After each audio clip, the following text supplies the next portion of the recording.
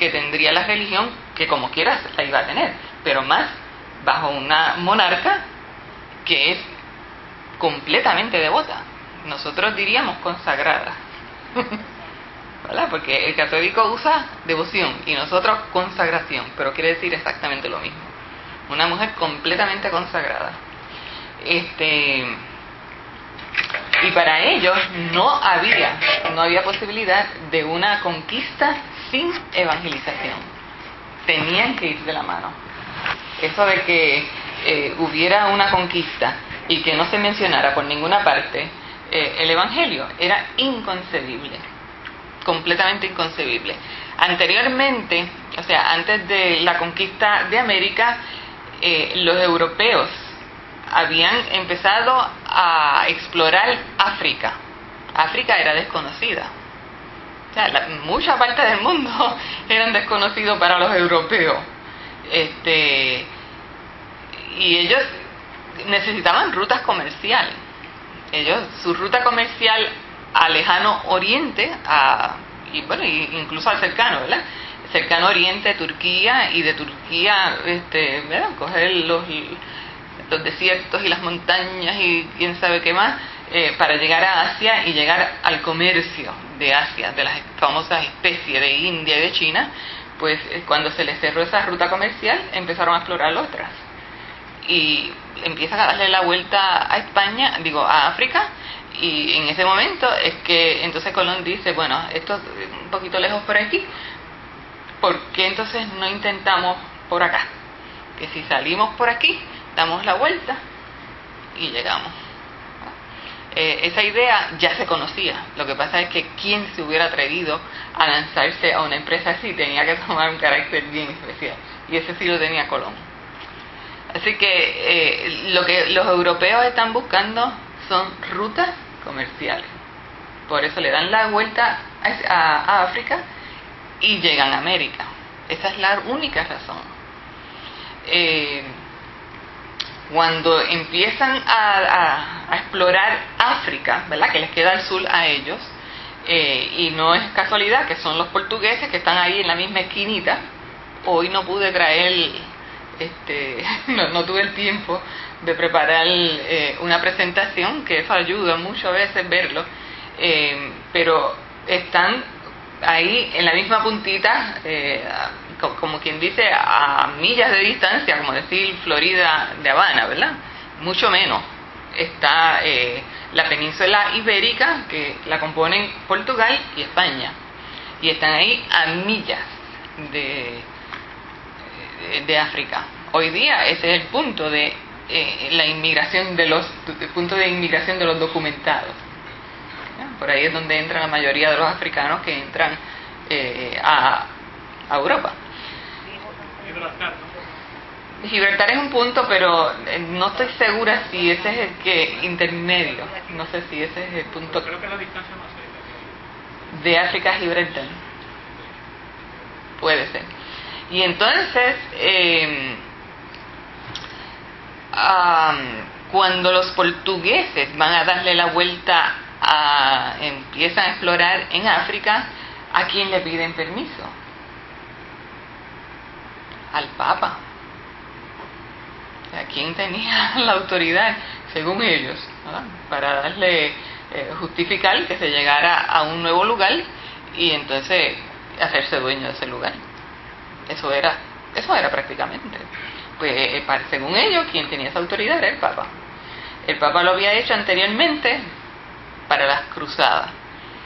¿Quién tenía derecho a llegar a un territorio extraño y decirle a esa gente, nosotros venimos aquí porque nos manda el Papa, y si nos manda el Papa, pues tenemos el derecho a conquistarlo y apoderarnos de esas tierras?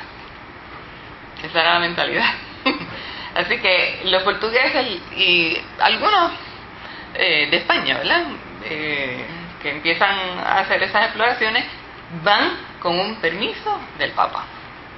Así que cuando Colón está buscando esa ruta y la encuentra, pues ¿a dónde va para justificar el poder adquirir esas tierras? Pues al Papa. En la historia reciente, y recuerdo que para el 5º aniversario o el quinto centenario de la conquista de América, en el quinto,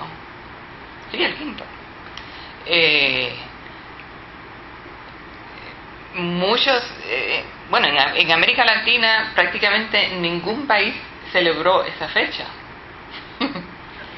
¿Por qué? Porque para ellos lo que tiene es una connotación de opresión, ¿verdad? De tristeza, de pérdida de la cultura y de un montón de cosas y pérdida de mucha gente, ¿verdad? La gran parte de la población se diezmó por las enfermedades y por la misma opresión y los trabajos. En Puerto Rico fue distinto, ¿verdad? Nosotros celebramos quizás más la cultura que otra cosa. O sea, fue un gesto de celebrar la cultura.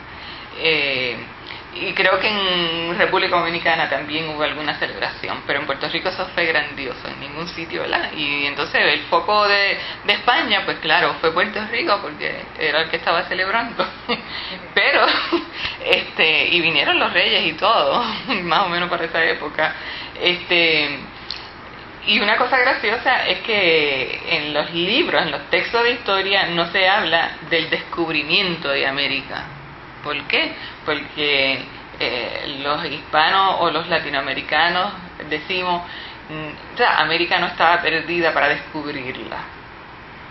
Según ellos, pues, fue un descubrimiento. La descubrieron ellos. Pero según, para los taínos, Puerto Rico no estaba perdido. Estaba bien cerca de ellos. Así que más bien se habla en la historia actual de encuentro de dos culturas o dos civilizaciones, ¿verdad? Encuentro, y ese encuentro que fue muy desigual, ¿ves? Bueno, pero algo bueno salió de esto, y eso yo no quiero decir que eso fue la voluntad de Dios.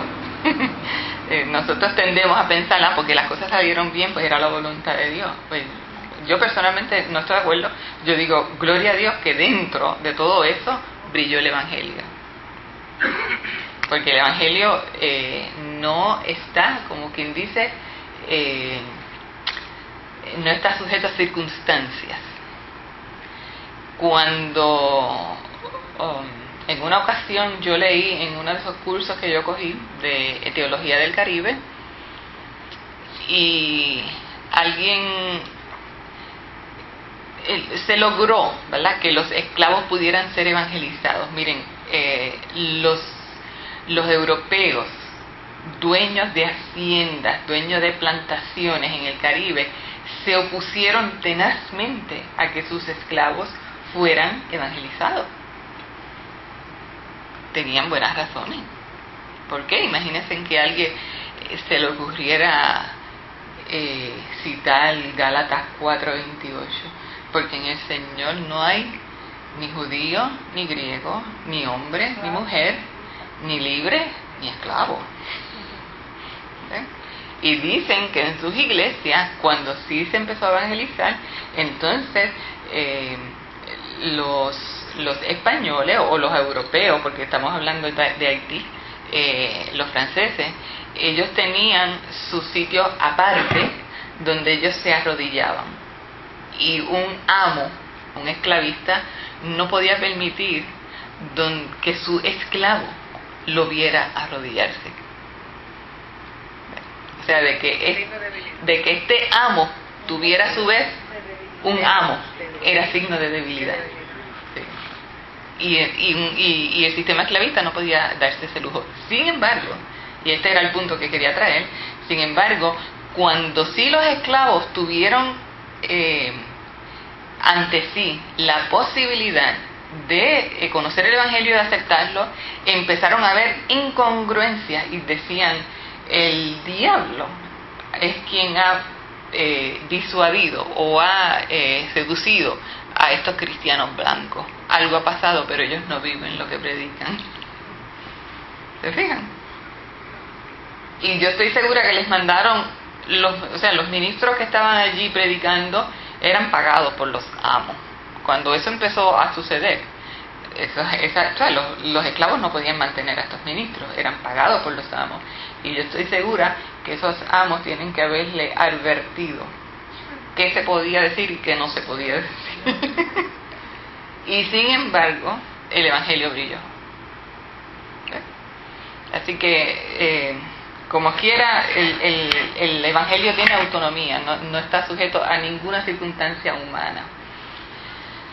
Bueno, pues entonces vamos a hablar, aparte de la autorización, ustedes también vieron que, por ejemplo, la corona se interesó en la defensa de los indios. Y nosotros decimos, bueno, pero ¿cuál defensa? Pues aquí y allá hubo unos intentos. Más adelante es que va a haber unos detalles más específicos, ¿verdad? Y lo vamos a ver en su momento. Pero en general, ahora lo que podemos decir, porque estos capítulos que son como medio introductorio, lo que están diciendo es qué cosas dominaron la colonización en estos años, en estos siglos, y esto es uno de ellos, que la corona hizo algunos esfuerzos, y unos esfuerzos muy auténticos, de defender a los indios. Pero, miren, ellos estaban aquí para hacer dinero, no había ninguna otra razón. Y hacer dinero sin el trabajo forzado de los indios era imposible, porque ningún europeo vino a América Latina a trabajar, vino a enriquecerse del trabajo de otro. Esa es la realidad. Y entonces, ¿cómo evangelizar a esa gente? ¿Cómo evangelizar a alguien que está tan oprimido? Para el español o para el europeo de la época, no podía concebir que él no estuviera al servicio del evangelio. Los grandes conquistadores de América hispana se sentían que eran servidores de la cruz, aún, ¿verdad? Porque eso era lo que vivían en Europa. Les voy a dar un ejemplo. Cuando dentro de la reforma del siglo XVI, estamos hablando del siglo XVI, ¿verdad? La reforma está ocurriendo en Europa y la conquista está ocurriendo en América. Y durante la reforma hay un grupo de europeos que se oponen tenazmente a la guerra. Se hacen pacifistas. ¿Ustedes han oído hablar de los menonitas? Sí. Aquí cerca, ¿verdad? Aquí en Summit Hills hay una escuela que se llama Academia Menonita. Y los menonitas llegaron a Puerto Rico en la Segunda Guerra Mundial, cuando ellos no podían servir a los Estados Unidos en la guerra por sus principios. Y entonces Estados Unidos dijo, bueno, pues después que sirvan, pues por lo menos hacen algo. Y en Estados Unidos trabajaban en obras públicas, pero aquí vinieron a hacer obra social. Y se radican en Puerto Rico y tienen una obra maravillosa. El Hospital Menonita, el Hospital Castañel y hay otros. Esos son los que, ¿verdad?, han sobrevivido hasta hoy. Pero en Europa, cuando los menonitas, los reformadores radicales, a esta gente se decían los radicales, empezaron a predicar en contra de la guerra, ¿sabe cómo los llamaban? Subversivos. Los llamaban subversivos porque querían subvertir el orden. No eran subversivos violentos, era todo lo contrario. Eran pacifistas. Y como el orden era tan violento, pues entonces oponerse a ese régimen era ser un subversivo. Y pagaron, pero miles y miles. O sea, se dice que murieron más pacifistas en la Reforma a manos de otros protestantes, no de católicos. O sea, probablemente también murieron a manos de católicos, pero más de protestantes. Como que los protestantes mismos dijeron, se les fue la mano, y esto no es lo que nosotros estábamos predicando. ¿Ven? Y entonces, esos eran los anabautistas. Ahora se acuerdan mejor, ¿verdad? Sí. Ok, y quiere decir que esa concepción de que si uno era creyente tenía que aplicar literalmente de no matarás y de amar a tu prójimo, y eso era inconcebible. Esa no era la enseñanza que ellos habían recibido. ¿Ven? Al contrario, lo que se enfatizaba era tú sirves al rey como si fuera un representante de Dios en la tierra. ¿Por qué? Porque el rey es divinamente designado. Esa era la idea, de que era como en el Antiguo Testamento. Así que